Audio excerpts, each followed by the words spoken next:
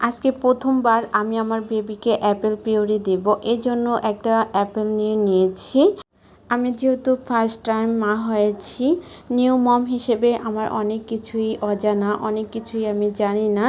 ডক্টরের পরামর্শ প্লাস সবার হেল্প নিয়ে আমি আমার বেবিকে খাওয়ানোর ট্রাই করি।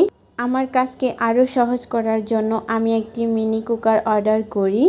যারা আমার মতো নিউ মম আছেন, ভাবতেছেন বেবিকে ফল বা সবজি কিভাবে পিউরি করে খাওয়াবো, তাদের জন্য আমি বলবো এই মিনি কুকিং পটটি হবে বেস্ট অপশন।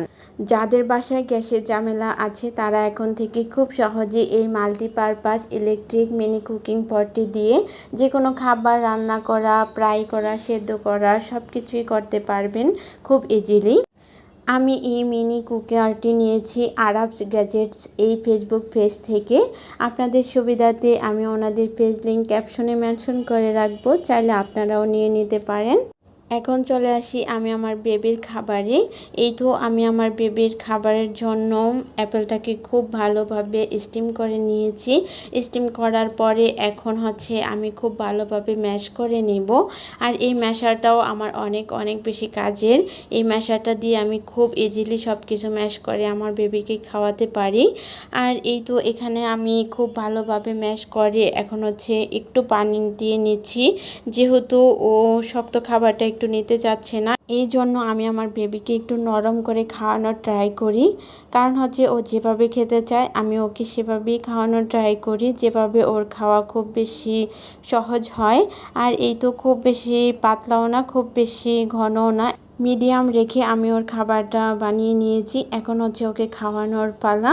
এই তো আমি প্রথমে ওর মুখে দিয়ে দিয়েছি। যে কোনো খাবার আমি আমার বেবিকে মুখে দেওয়ার পরে ওর রিয়েকশনটা দেখার অপেক্ষায় থাকি, ও কেমন রিয়েকশন দেবে। আর যেহেতু ও এখনও এগুলোতে অভ্যস্ত না, খাবারগুলো সম্পূর্ণই ওর কাছে নতুন, ও তো একটু অন্যরকম রিয়েকশন দেবে, এটাই স্বাভাবিক। আর আলহামদুলিল্লাহ যতটুকু খায় আমার বেবি তাতে আমি অনেক হ্যাপি। যদিও খাওয়াতে আমার অনেক বেশি সময় লেগে যায়, তারপরও বলবো আলহামদুলিল্লাহ। সবাই আমার বেবিটার জন্য মাশাল্লাহ বলে দেবেন। আর আপুদের কাছে আমার একটা প্রশ্ন, কে কী দিয়ে বাচ্চাকে ছোলেট শুরু করেছেন এবং কীভাবে খাওয়ান অবশ্যই কমেন্ট করে জানাবেন।